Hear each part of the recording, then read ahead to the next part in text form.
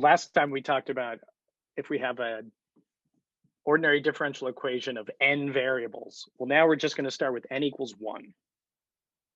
Okay. So n equals 1. So we'll have an ODE that I'll write as x dot equals f of x. It's autonomous. And so we just have a 1D system. So only one scalar variable x. And we've got our first order ODE right there.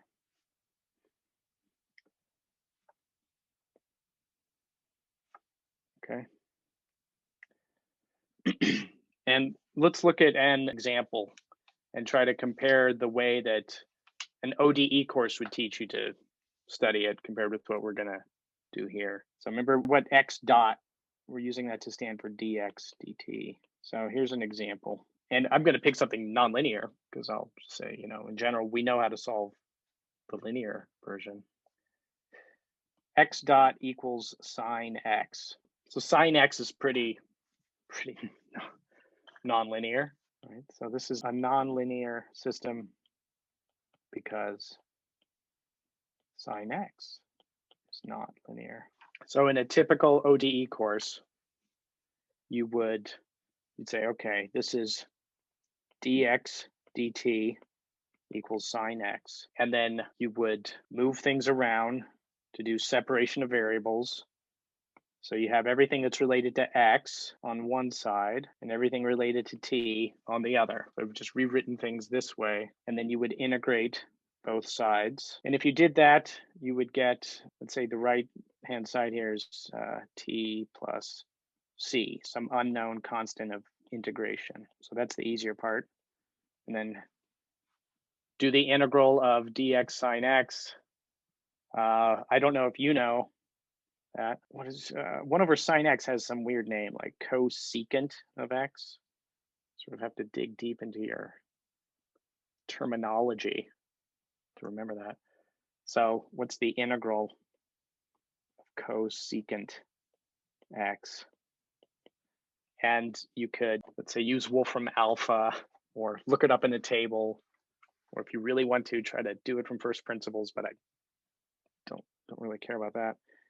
And what would you get? You'd get that this is negative the natural log of the absolute value of cosecant x plus cotangent x. If we evaluate this ODE, x dot equals sine x, with an initial condition, x equals x naught at initial time t equals 0, then we could evaluate the constant of integration. And what would we get there? We would get what c is. We could evaluate c and end up with the following. We would get t equals natural log absolute value cosecant x naught plus cotangent x naught over cosecant x plus cotangent x. And then maybe we'd say that we've solved our system. But I guess I would say this isn't very insightful. Like, who knows what cosecant of anything is? So I would say this doesn't reveal a lot, although this would be like formally, okay, we've got a relationship between what x is and time. So the point here is to horrify you and make you think, oh, this is not good. Doesn't reveal a lot. So instead, we'll use a geometric interpretation that's easier, and we get to skip those pesky integrals. So let's try a geometric interpretation. I mean, maybe you look at this and you're like, no, this is great. I love this. I want to have exponentials of cosecants everywhere, but maybe you don't. So we're going to try a geometric interpretation. What do I mean by that? We will take x dot equals sine x, and we will plot x dot versus x. We're representing a 1D vector field. So you could think of this as, here is, let me draw the line, the real line here. I guess I need to say what our phase space is, but I want you to think of x as being just on the real line. Here's 0, what's this? Pi over 2, pi, so on. Just negative pi over 2, negative pi. So this is x. And we will be plotting x dot versus x. So everyone hopefully knows how to plot sine. I have to think about, okay, what's sine of 0 is 0, and that always helps me. And then I know that it goes up, and then it goes back down and hits pi, and it's negative pi. So here is here's my hand-drawn sine function. That's not bad. I like that. Okay, so we plotted sine x. What do we get from this? Well, we can do a few things. Anytime, so let's divide this into, this is x dot greater than 0 and x dot less than 0. Anytime x dot is greater than 0, that means you need to think of a virtual particle maybe in this flow. And so that virtual particle, which represents our state, if x dot is greater than 0, that means it's moving to the right. And if x dot is less than 0, that means we're moving to the left. And if x dot equals 0, that would be an equilibrium point. X dot equals 0 means no moving. So we've got some points where this thing seems to cross 0. And then we have other regions like here, this whole region here, x dot is greater than 0. So if we started with a point, let's say right there, let's say this is our initial condition. So I'll say this is x naught. Initially, it's going to be moving to the right. And you could, kind of go up here and say, okay, it's going to be moving to the right with that magnitude.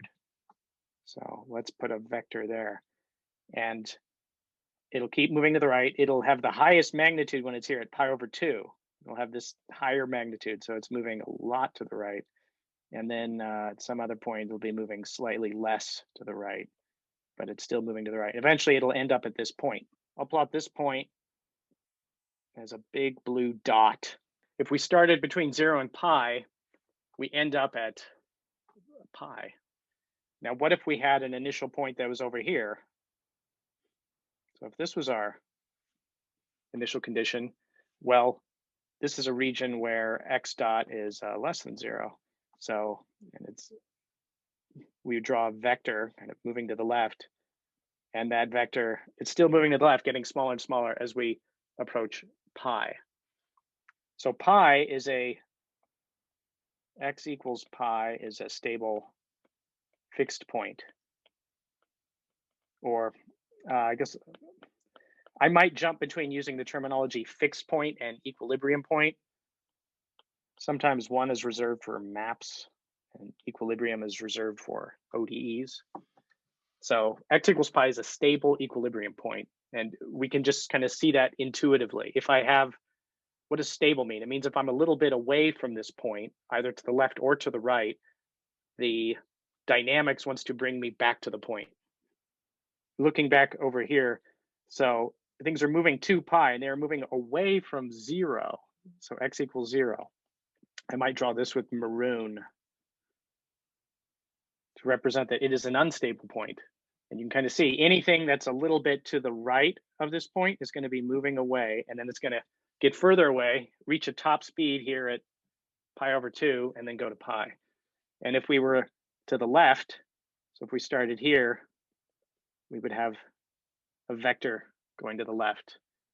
And then it'd be, that vector would increase till we get to pi over 2, and then its maximum, and then we would eventually end up at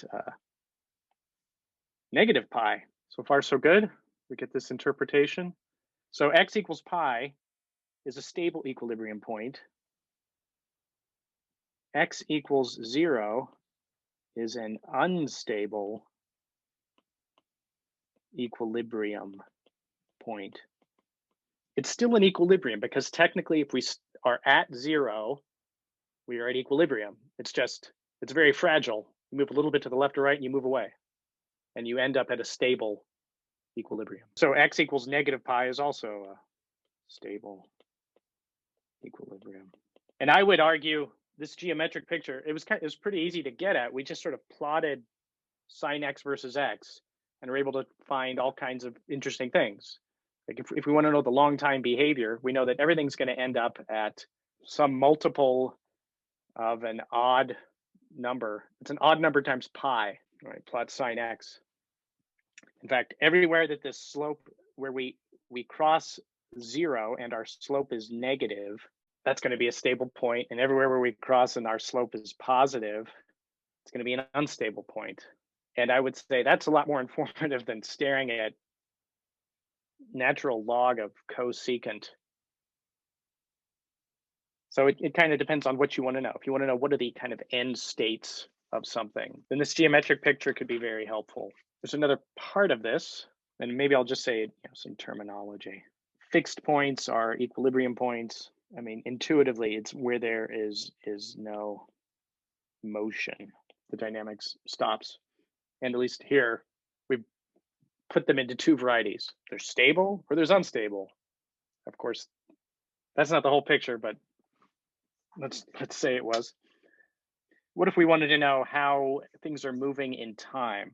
So the whole point of this up here is, this relates x as a function of time. Like you could solve this and get x as a function of time and also the initial condition. That is a laudable goal to want that. But we could kind of geometrically figure out what this would be. Suppose, so this terminology is kind of just on its own. Let's try to plot x versus time for x naught equals pi over 4, which is kind of what I put here. This looks like pi over 4 to me. So what is going on there? Let's plot. Let's say on the horizontal axis, we'll write t, and then on this axis, x, and here is x naught is pi over 4. Well, we could evaluate what the slope would be. So the slope is going to be x dot. So x dot at x equals pi over 4. It's going to be sine of pi over 4. And I would have to look up what sine of pi over 4 is. It's something less than 1. So let's just plot, I'll do something like this. It's something less than 1. So there's my initial slope is this light blue line. And I'll plot something, kind of a green curve going through that. And then I would get to, right, I know that I'm going to the right, and eventually I'll reach x equals pi over 2. Let's call this pi over 2. And at pi over 2, my slope is going to be equal to what? X dot at x equals pi over 2. That's a pi over 2. Is sine of pi over 2. I think I can do sine of pi over 2 in my head. I think that's 1. So this one was less than 1. And so there I'll do a slope of 1. And as I move past pi over 2, the slope is going to decrease again. I'll get to 3 pi over 4. And sine of 3 pi over 4 is going to be the same as this. So that means whatever I had for this slope down here, I'm going to repeat that as I pass through pi over 4. And eventually, I'm asymptoting to pi. So I'm trying to plot where pi is. Right, the slope will keep decreasing and decreasing and decreasing, and I won't quite reach it, but I'll asymptote to it. So I'll keep decelerating towards x equals pi. And we could get that just geometrically. So qualitatively, this is what the picture will be. And something with cosecants and cotangents and exponentials would give us that quantitatively. But part of the goal of this course is to give you some qualitative tools that teach you something qualitative about the system. You don't need to know exactly how it approaches, just that, it's going to end up at pi. If we were to look at, let's take a bigger view. Here's x, here's t, and this is x equals 0, x equals 2 pi, x equals pi. And I could do something similar down here, x equals negative pi.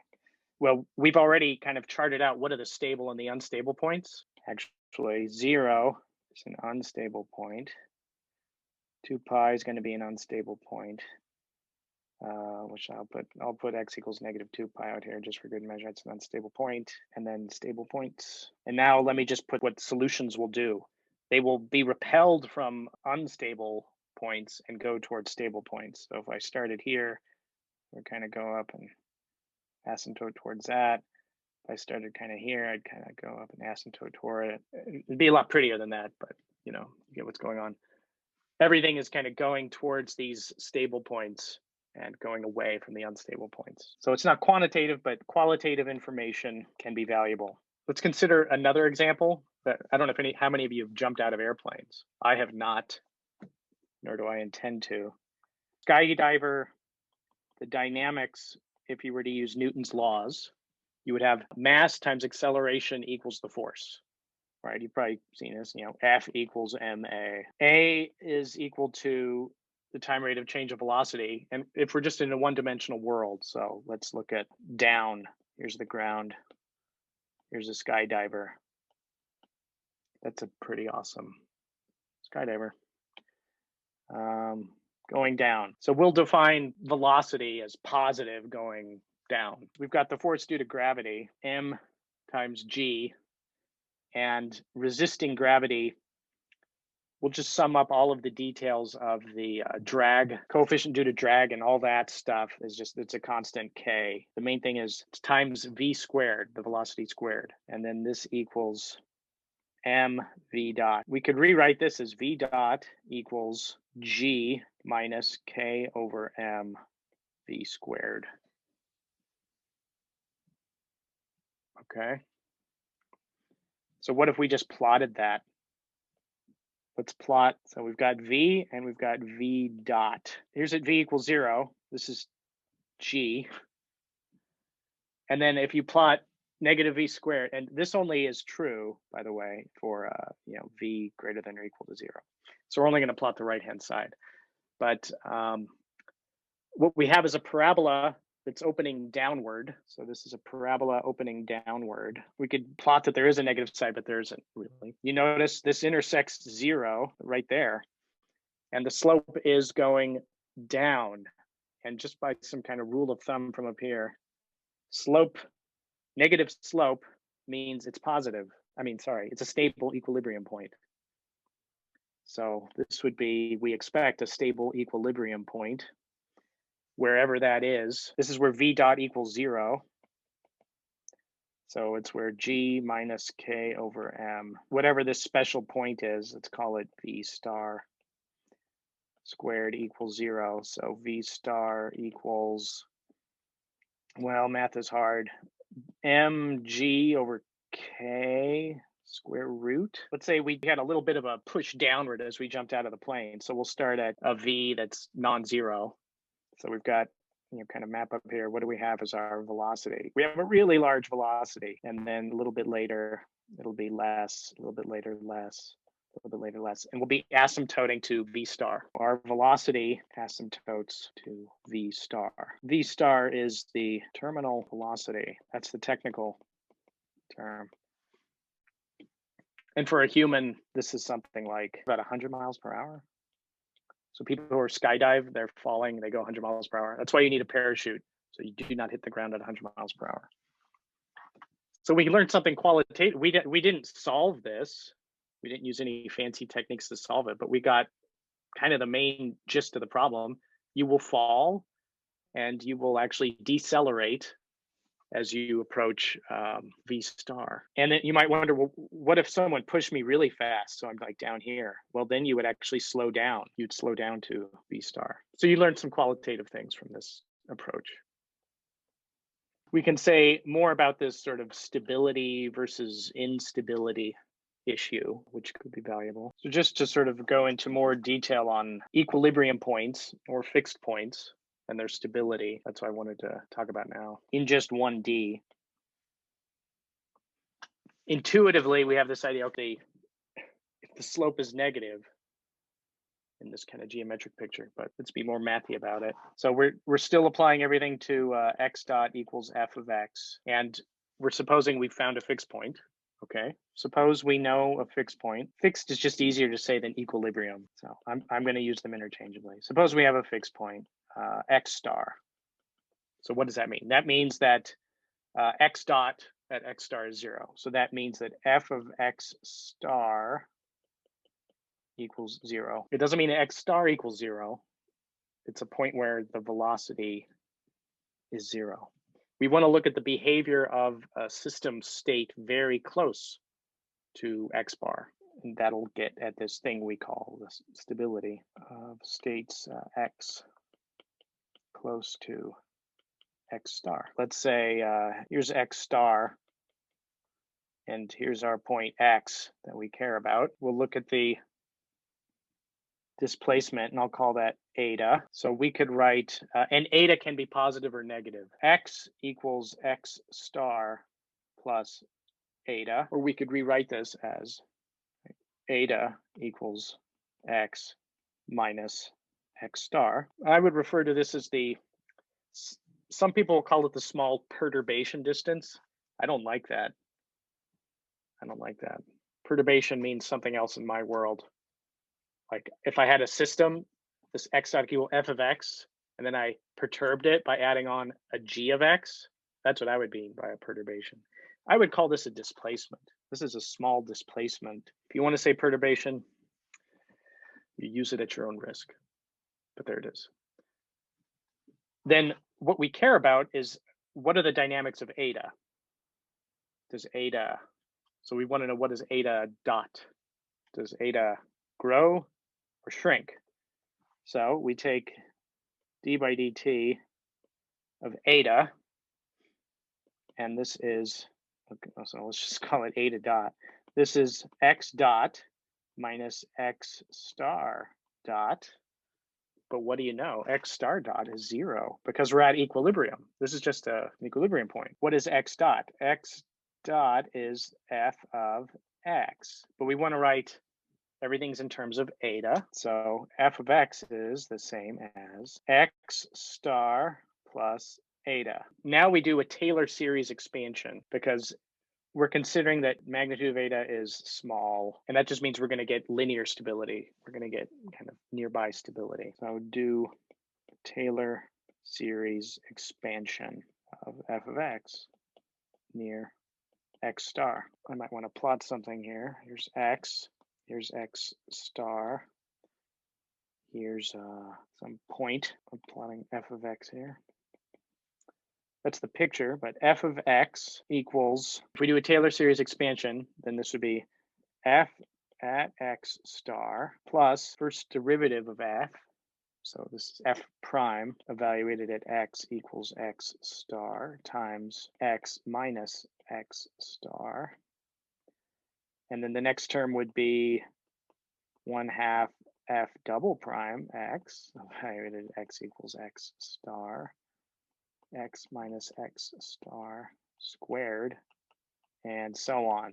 So terms of order 3 and greater in the displacement x minus x star, right? So notice this is eta, this is eta squared.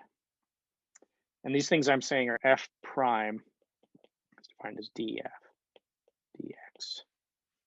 We're taking the derivative of f with respect to its one argument, which is x. And then we evaluated x equals x star. So this thing that we've written as f of x is also the same as f of x star plus eta. So we write all this out. What do we get? We already said f of x star plus eta equals eta dot. So eta dot equals f of x star plus df dx, we'll just abbreviate it as evaluating it at x star times eta plus 1/2 second derivative of f with respect to x, evaluated at x star eta squared plus terms of order third and higher. Because x star is an equilibrium point, this one equals 0, and we'll just say that these are second order and higher. So assuming that df dx is not 0, we can get the stability just from the linear term. To leading order, eta dot equals, I like how I wrote it before, f prime evaluated at x star. So we'll just, in terms of notation, write it that way. So it's f prime evaluated at x star times eta. So now we have this is a linear equation because this is going to be a constant in here. So we will look at the stability of eta equals 0. Eta equals 0 corresponds to the equilibrium point itself. What's the stability of eta equals 0? And from that, we would infer stability for x equals x star of the full system. So this would be called, this is sometimes linearization of the system about the fixed point x star. And that's another reason this thing is a constant. F prime evaluated at a point that's not moving is going to be a constant. So there's just two main cases we have to worry about if this is not equal to 0. If f prime is equal to 0, we got problems. Or maybe we have opportunities. But let's just assume f prime is greater than 0 or less than 0. So for now, we're just going to assume f prime x star is not equal to 0. So it's positive or it's negative. Okay. If f prime of x star is positive, then we've got this situation. We'll plot eta dot versus eta. And here we're plotting this system, which is just a straight line. So here it is. So this is kind of easy. Just pick a point and go, okay, up here. Oh, I'd be moving away. And once I got to here, I'd be moving away even more. What if I was over here, negative eta? I'd be moving away. If I was over here, I'd be moving away even more. So this implies, I think I used maroon, unstable. X star is unstable. Okay. What about the other case? F prime x star is less than 0. So negative slope, and from what we've done before, we have an idea of what this is going to mean. This is going to give us, so eta dot versus eta. A negative slope means a negative slope, a negative straight line. So if I was a little bit to the right, oh, this would mean the vector fields take me to the left, dynamics take me to the left. And as I got here, I'd be moving less to the left, moving towards eta equals 0. If I started up here, oh, I'm going to be moving, eta dot is positive, so that means moving to the right. Once I get here, I'm moving to the right, but less. Okay, so I'm actually approaching. So this implies, let's put a big dividing line between these two cases. This implies x star is stable. So all we had to do was look at the sign of the slope. So that's why what we did up above worked, where we just looked at the sign of the slope. We're able to figure some things out. What if f star equals 0. What if the slope is 0? So that would mean the case of, so let's look at a case of x star equals 0. It's we can just kind of geometrically come up with something. Here's x, and let me plot f. Here's an f, and let's say it just touches 0. So this is f of x. This point is x star down here, and is this point stable or unstable? It doesn't follow the criteria we had up above, but hopefully by now you could figure out, if I'm a little bit to the right, I evaluate, this is x dot. So if x dot is positive, that means I'm moving away. Okay, and I'll just kind of move away. And if I'm here, x star is still positive, so I'm actually moving towards. So it's not exactly clear how to categorize at the point x star. Technically, it would be called unstable because there is a direction in which you could perturb and things will drift away. So in this case, x star is unstable. But that's not the only thing we could have done. Here's another case of f prime x star equals 0. Does anyone know what I'm going to plot? I could plot an inflection point. This is an inflection point that would be, well, let's take a look. If I'm here, I'd be moving towards this equilibrium point. If I was here, I'd also be moving towards the equilibrium point. So here, let me call this x star. X star is stable, but I wasn't able to determine that from the linear term. I would actually have to go to second order or higher terms. So for these cases, need to look at second order or higher to determine stability. So need those things that I called higher order terms from the Taylor series expansion to conclude stability. But this is also related to another subject called bifurcations.